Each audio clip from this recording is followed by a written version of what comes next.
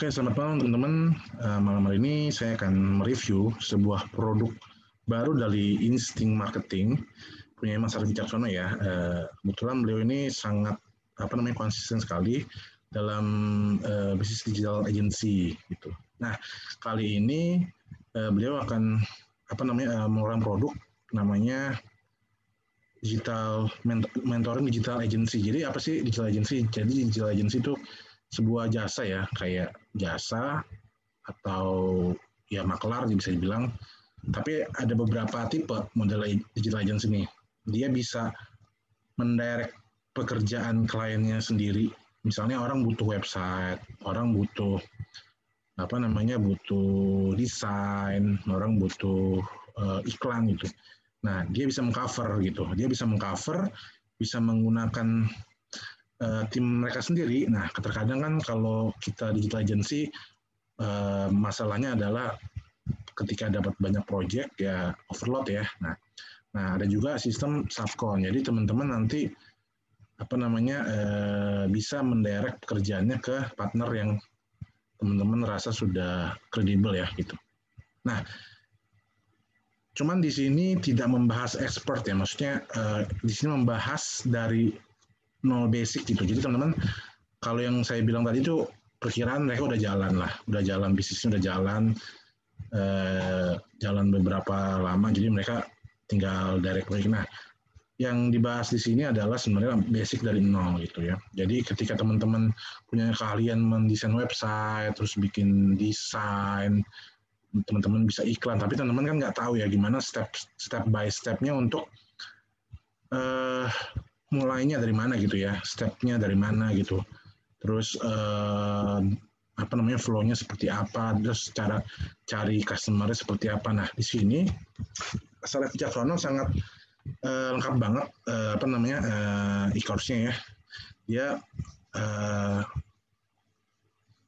menceritakan atau mendeskripsikan semua flow dari teman-teman gimana sih step by step untuk menjadi digital agency gitu kan. Nah, di sini akan dibahas gitu semua kuas tuntas, dan mungkin ada beberapa topik yang kemungkinan update, tapi itu bukan yang major ya, artinya yang major tuh sudah memang udah matang dibuat e-course-nya. Nah, yang minor-minor ya mungkin tambahan-tambahan itu bonus dari beliau gitu ya.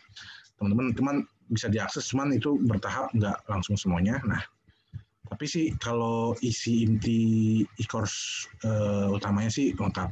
Oke, tanpa lama-lama kita langsung aja teman-teman ya. Jadi nanti ketika teman-teman masuk atau sudah beli, nanti teman-teman masuk ke dashboardnya Instinct Marketing ya, seperti ini. Nah, nanti teman-teman bisa langsung ke menu akses.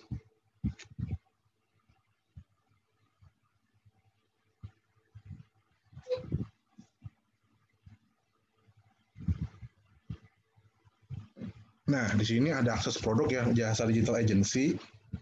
Nah, kalau ini lebih yang saya bilang tadi, ini adalah tambahan-tambahan dari Mas Arif Wicaksono. Jadi ada beberapa update yang memang belum semuanya dimasukin.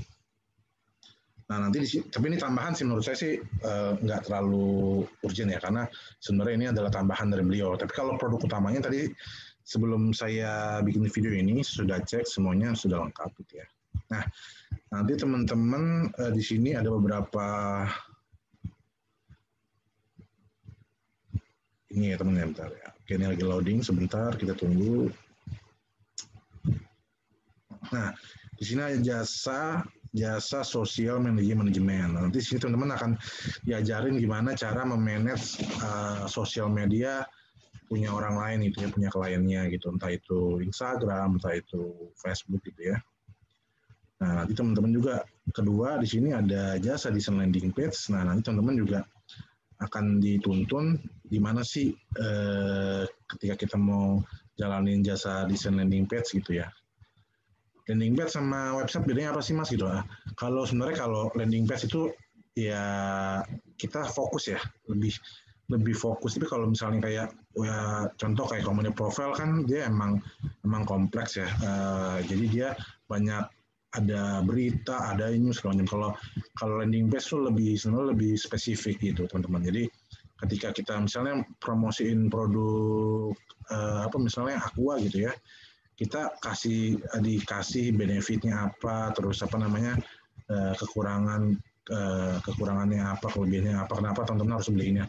Itu lebih ke situ ya. Jadi sebenarnya lebih kalau landing page itu lebih spesifik produk yang ditawarkan gitu. Sebenarnya juga bisa juga sih kalau bikin kayak company profile atau apa, cuman kan kalau company profile kan cakupannya kan lebih luas ya. Banyak item beda. Sebuah perusahaan pasti dia punya standar sendiri untuk menentukan sebuah website dia gitu. Nah, biasanya kalau landing page ini lebih ke produk yang dipromosin sih sebenarnya, kebanyakan yang dipakai gitu ya. Lalu di sini ada juga jasa desain website. Nah, di sini teman-teman juga akan diajarin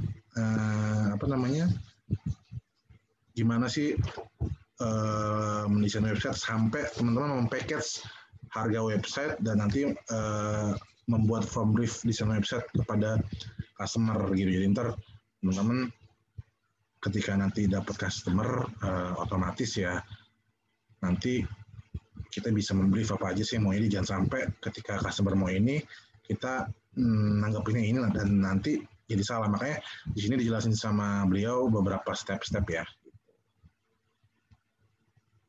Lalu ada jasa manage marketplace. Nah, ini juga sebenarnya sangat powerful banget ya. Sekarang saat ini orang-orang lagi menjamur ke marketplace. Bahkan nggak punya produk pun orang-orang bisa mempromosikan produk di marketplace. Biasanya jadi dropship ya. Jadi ntar mereka cari supplier misalnya di marketplace lain atau website lain. Nah, nanti ada juga yang stok barang, ada juga yang sistemnya dropship. Jadi mereka order ke supplier ketika barang sudah ada gitu. Nanti di sini akan dijelasin step-stepnya, terus membuat package harganya, nanti sampai mungkin juga ada iklannya. Pokoknya sampai nanti teman-teman bisa jualan ya gitu ya. Tapi maksudnya nggak menjamin ketika teman-teman ikut ini, lapak teman-teman jadi laku 100% enggak. Ini kita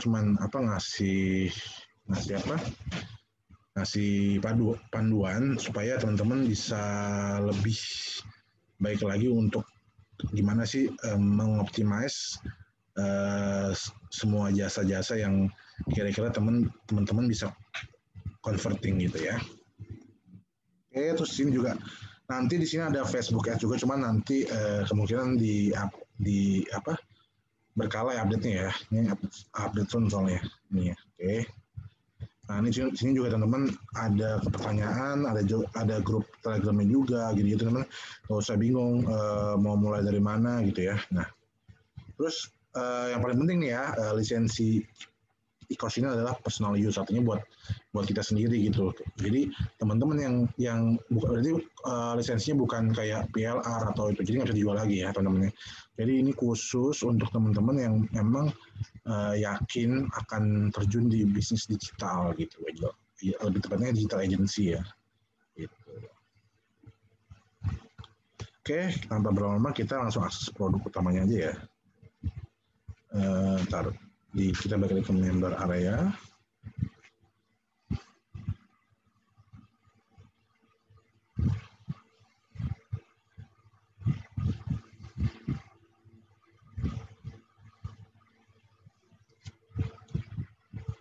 Oke, member area, nanti di sini ada menu akses.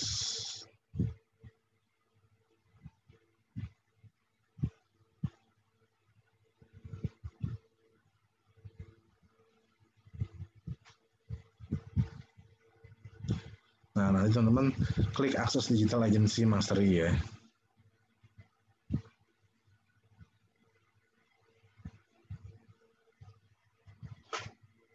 Nah, ntar dia ada welcome, sebentar member area. Nah, di sini nanti teman-teman ini yang tadi ini yang teman akses ini ya, diakses kelas sekarang gitu ya. Nah, kalau ini sih tadi yang kita ini ya, yang saya infoin tadi ya. Oke, biar nggak penasaran, saya kasih lihat sampai bawah ya. Jadi nanti di sini sampai nggak tadi yang saya jelasin yang di digital tadinya ya. Ntar teman-teman akan dapat ini. Nah ini beberapa ada update soon, berarti nanti teman-teman nunggu update-nya aja ya. Nah terus ada yang keren lagi nih, bonus spesial MDA. Apa yang spesial? Nah ada to-do checklist. Nah jadi teman akan disiapkan untuk checklist apa aja yang perlu dilakuin. Gitu. Terus ada script CS powerful. Nah ini juga teman-teman akan dapat apa namanya ketika orang sudah mengorder jasa teman-teman kan kadang-kadang kita bingung ya apa namanya untuk jawabnya gimana atau biar gimana sih supaya bahasa CS-nya itu biar mengkonvert si produk yang sudah diorder sama si klien gitu ya, pesan sama si klien gitu ya. Nah di sini nanti akan dapat skripnya yang berupa teks lah ya. Nah, terus ada form brief jasa juga. Nah, nanti di sini juga apa namanya ada breakdown brief jasanya. Jadi teman-teman nanti lebih gampang, mudah untuk memakai ini untuk dipakai untuk ke realnya kepada klien ya. Terus ada kalkulator ads juga. Nah, nanti di sini juga teman-teman akan dibantu ya ketika mau beriklan spend money-nya seberapa, kekuatannya gimana, ntar juga di sini juga ada ya tuntunannya. Terus ada dokumen penting MD juga di sini. Nah, nanti teman-teman akan dipandu di sini ya, ada kayak ya lebih kayak dokumen lah, misalnya kayak MOU, terus SPK segala macam ya, invoice, penawaran segala macam, teman-teman akan akan dapat ya. Ini pokoknya powerful banget sih menurut aku ini. Buat kita digital agency sangat worth it banget, sangat layak untuk dibeli produk ini. Terus di sini juga ada grup support ya, ada Telegram, ada Facebook, ini teman-teman bebas mau pilih yang mana, yang sering aktif di channel mana gitu. Oke, tanpa berlama-lama kita langsung ke produk utama di akses kelas sekarang ya.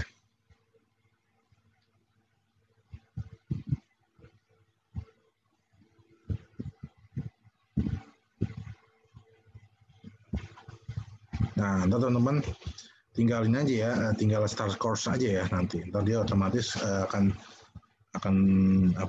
terbuka karena dia sudah sudah nge-link dengan billing checkout-nya gitu ya. Jadi nggak perlu ini lagi. Nah, di sini ada 32 lesson ya, teman-teman ya.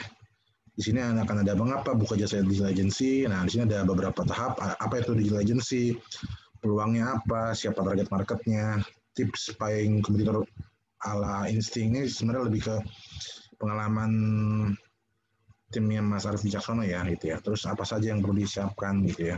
Nah, terus ada materi branding bisnis gitu ya teman-teman ya. Fondasi bisnis, membuat brand, scope of work digital, berhasil membuat brand mudah dikenal klien gitu ya. Karena ini penting banget sih branding bisnis. Karena apa teman?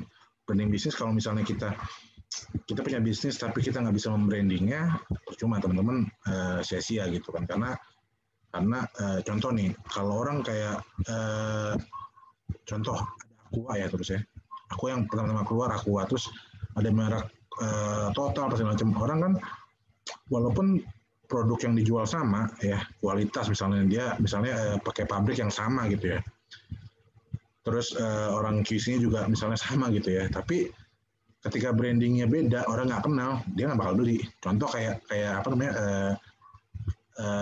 kita bikin sebuah website atau desain gitu. Ketika teman-teman nggak bisa membranding, teman-teman akan mati gitu. Karena orang nggak kenal siapa lu gitu. Gue mendingan pakai yang si B lah gitu, daripada misalnya si A nawarin harga yang lebih murah, tapi kalau gue nggak kenal buat apa? Karena kan sebenarnya bisnis jasa ini trust ya. Karena kalau misalnya klien sudah trust, mereka akan senang kerja sama dengan kita. Oke, untuk ngomong branding bisnis, nah ini setup tim ini paling penting teman-teman. Nah, kadang-kadang ketika kita membuat sebuah digital agency kan kadang-kadang nggak semua kita handle sendiri ya. Kita butuh tim gitu ya. Nah, di sini akan dijelasin nih gimana strategi single factor-nya, kamu harus bangun tim. Jadi teman-teman nggak harus ketika baru mulai aku harus bikin tim, nggak harus bertahap. Jadi nanti ada tahapannya ketika order berjalan udah lama, Terus udah setahun 2 tahun, terus ketika nanti order udah overload, nah itu boleh tuh mulai bangun tim. Ntar ada bagian apa aja. Jadi ketika kita membuat sebuah digital agency, kita nggak perlu mikirin, waduh, gue nggak punya tim nih, nggak masalah. Kita akan mulai dari nol gitu kan. Artinya kita membrand usaha kita, brand kita, digital agency-nya, sehingga nanti ketika kita udah besar, udah layak, memang butuh tim ya kita bisa gitu. Nah kita sudah di sini juga ada materinya sehingga teman-teman bisa lebih powerful lagi. Karena sih juga sampai skema gaji dan bonus tim gitu. Jadi kita ya sebagai founder gitu ya, atau ada jadi seorang pimpinan tahu standar gajinya gimana sih, kalkulatornya gitu. Jangan sampai kita sama pegawai terlalu ini ya, sehingga ntar nggak jadi nggak salah juga, maksudnya nggak kemahalan bayar gajinya atau nggak terlalu kemurahan untuk membayar gaji si pegawai tersebut, karena kita sesuaikan dengan apa yang dia kerjakan. Tapi kalau misalnya kita emang proyeknya bagus, komisinya maksudnya udah bagus, ya nggak apa sih, nggak ada salahnya kita ngasih tips lebih lagi buat tim kita, karena kan memelihara SDM itu lebih sulit daripada kita memelihara kayak produk-produk yang misalnya mati ya, maksudnya. Kalau kayak SDM itu kan istilahnya itu aset kita gitu. Nah kalau misalnya kita udah cocok-cocok sama SDM orang gitu ya, susah gitu kan, apalagi kalau cari yang model tipikal seperti itu agak sulit gitu ya. Nah di sini juga dijelasin membuat SOP dan KPI gitu. Ntar diajarin juga membuat SOP-nya gimana sih, jadi flow-nya gimana sih. Nah terus ada indikator performance-nya, jadi kayak performance indikator. Nah jadi teman akan dijelasin di sini gimana sih untuk membuat step-stepnya gitu, pembagian job. Seperti di sini pembagian job desk-nya, ada cara membuat SOP, menentukan KPI. KPI itu gini ya, kayak performance indikator. Jadi menentukan KPI tim itu apa aja sih, misalnya si A dia jago desain, si B dia misalnya jago manage server, si C misalnya. Nah nanti di sini kita akan kelompokkan mereka ini bagusnya di mana gitu ya, nanti sesuai dengan skillnya masing-masing. Itu ada manajemen tim remote juga nanti. Nah ini biasanya case in case yang sifatnya teman-teman punya tim yang proyeknya udah lumayan besar dan kebutuhannya agak lumayan besar ya. Terus manajemen pembagian klien pada tim, ini juga penting sih. Jadi nggak semua satu klien cuma dihandle satu orang doang gitu, jadi kita bagi-bagi gitu, biar nggak overlap. Oke, itu untuk modul membuat SOP ya. Nah juga ada pengembangan lisensi. Nah ini penting teman-teman. Bentar ya kita open ya. Nah lisensi penting nggak penting ya? Tapi kalau menurut saya penting, karena gini, ketika teman-teman sebagai digital agency, misalnya teman-teman ada nggak semua kreator ya, maksudnya nggak semua digital agency dia membuat sebuah produk gitu. Kadang-kadang kayak saya pun di perusahaan saya di Starfield gitu ya, kita ada beberapa produk yang memang kita bangun sendiri dari nol, yaitu istilahnya lisensi udah kita ini ya, paling kita jual secara personal ke user. Nah ada juga produk-produk yang kita beli dari kreator lainnya, misalnya kayak template desain, terus e-course gitu yang.